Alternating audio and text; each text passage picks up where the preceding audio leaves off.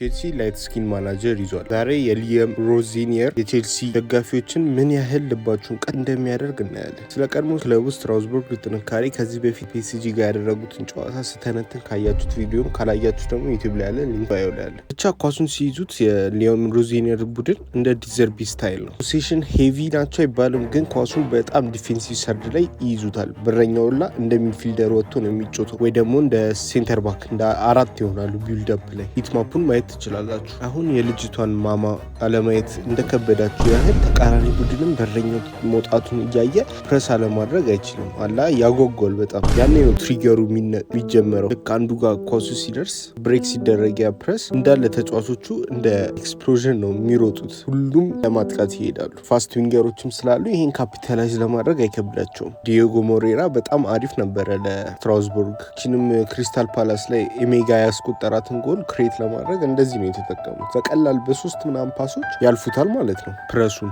ይገርማል። ምክንያቱም ብዙ ፖዚሽን ባይኖራቸው ማለት 50% ምናምን ፖዚሽን ነው ብዙ ጊዜ የሚኖራቸው ስትራስቡርግ። ነገር ግን ዲፌንሲቭ ሰርዱ ላይ ነው የሚቆየው ብዙ ጊዜ ኳሱ እዛው ሴንተር ባክ እና ዲኤም ጋር ሊጓን ላይ ሁላ በእሱ አንደኛ ናቸው። ከዛም ግን በላይ የሚያስደንቀው ስሩቦል በማድረግ አላ ሰንጥቆ ደግሞ ብዙ ኳስ በማድረግም እነሱ ናቸው አንደኛ እና ፋስት ብሬካቸው በዚህ ነው ልትረዱት የምትችሉት ብዙ ጊዜ። ከዚህም በላይ ደግሞ ተሳካ ቴኮን እና ድሪብሊንግ በማድረግ ስትራስቡርግ ከሊጓን አንደኛ ናቸው፣ ሁለተኛ ናቸው። ይሄም በቃላ ለነ ኤስቴቫው፣ ካሴዶ፣ ጄምስ፣ ዴላፕ፣ አቺምፖንግ፣ ፎፋና ጌማቸውን በቃላ ምን ያህል ኤሊቬት ሊያደርጉ እንደሚችሉ የሚያሳዩበት ፕላትፎርም ይሰጣል ብዬ አስባለሁ። ችግሩን ግን እዛው ፓላስ ጋር ያደረጉት ጨዋታ ላይ ተመልክተናል። ምክንያቱም ማይክ ፔንደርስ እንደዚህ ቢወጣም ከቦክሱ ወጥቶ እንደዚሁ ፓስ ሊያደርጉ ሲሞክሩ ፕረሱ በጣም ኃይለኛ ነበር የክሪስታል ፓላስ እና ባዶ ጎል ነበረውና በጣም ርቆ ነበር ከጎሉ። ፓላስ ግን ሁለት ኳሶችን እንደዛው ሳቱና ስቲል ስትራስቡርግ ነበር ያሸነፉት። ግን ሁለት ጎሎችን ኮንሲድ ሊያደርጉ ይችላሉ። ለዚህ ነው ልባችሁን ቀጥ ሊያደርጉ ይችላል ያልኩት።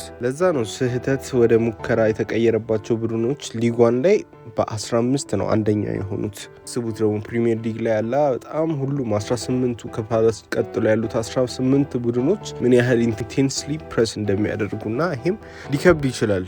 በተለይ ሮበርት ሳንቼዝ በረኛ ላይ ያለ ለዛ ነው የሚቆይ አይመስለኝም። ሮበርት ሳንቼዝ ማይክ ፔንደርስ በውሰት ነው ሄደው የሚመጣ ይመስለኛል እና እሱም ቦታውን የሚወስዱ ይመስለኛል። ሲያጠቁስ እንዴት ይሆናል ብላችሁ የምታስበዋላችሁ? ሲያጠቁ ብዙ ጊዜ ተመሳሳይ ነው። ምክንያቱም ፒኤስጂ ላይ ያስቆጠሩትን ጎል ማየት ትችላላችሁ። ብዙ ጊዜ የሚያስቆጠሩት ጎል ብዙ ተቻ አያደርጉም እና ቀምተው ወዲያውኑ ቶሎ ሃይ ራንክ ያደርጋል። ሁለተኛ ነው አይ ቲንክ ራንክ ሲደረግ በእንደዚህ አይነት ቻንስ ክሬት ሲያደርጉ። ተመሳሳይ ነገር ነው የምንጠብቀው። ብዙ ጎሎችን አስታውሱ እስቲ ኤስቴቫው ባርሳ ላይ ቶተናም ላይ ሲያስቆጥሩም ብቻ እንደዚህ አይነት ጎሎችን ነው ለአጥቂዎቹም ለነ ጆዋ ፔድሮ፣ ዴላፕ፣ ፓልመር፣ ኤስቴቫው ጊተንስ ይመቻል። ሊንክ ፕሌይ ምናምን ስለሚያስፈልግ እዛ ፎርዋርድ ላይን ላይ ያሉት ልጆች አይ ቲንክ ላይክ የሚመቻቸው ይመስለኛል። ትናንትናም አይተነዋል ከቻርልተን አትሌቲክ ጋር ዴላፕ የሆነ የሚገርም ቻንስ ተፈጥሮለት ነበር። አሪፍ ዋንቱ እየተጫወቱ ኤስቴቫው እና ኤንዞ ፈርናንዴዝ ማለት ብዙ ቻንሶች ክሬት እየተደረጉ ነበር ሰከንድ አፍ ላይ። ሶ አይ ቲንክ ላይክ አታኩ አይ ዶንት ቲንክ ኢትስ ጎና ቢ አን ኢሹ። ፕላስ ኳሊቲ ተጫዋቾች ናቸው ያሉት እውነት ለመናገር ደግሞ ላይክ እግር ኳስ ታክቲክ ትንሹ ነው ካሰባችሁ። ሊያም ሮዚኒየር ባለው ቃሉላ 10% ታክቲክ ነው 90% ግን ማኔጅመንት ነው ብሎ ተናግሮ ነበር። ጁሊያን ናግልስማንም ከዚህ በፊት ሲናገር ሰምተናል። 30% ነው ታክቲክ 70% ኢትስ አባውት ማኔጅመንት ብሎ ነበር የሚናገረው እና ሊያም ሮዚኒየርም በቃላ ላይት ስኪን ኒገ ስለሆነ ከማሬስካ ድርቅ ያለ አፕሮች ለነ ኤስቴቫው፣ ሃቶ፣ ቦነኖቴ፣ አቺምፖንግ ምንም እድል አለመስጠት በጣም ቡድኑን እንደጎዳ አይተናል። ለመናገር እኔ ማሬስካን መችቶኝ ነበር እንዳሰልጣኝ፣ ግን በጣም ስኳድ ማኔጅመንቱ ላይክ ስኳድ ሴሌክሽኑ በጣም ኩዌሽኔብል ነበረ።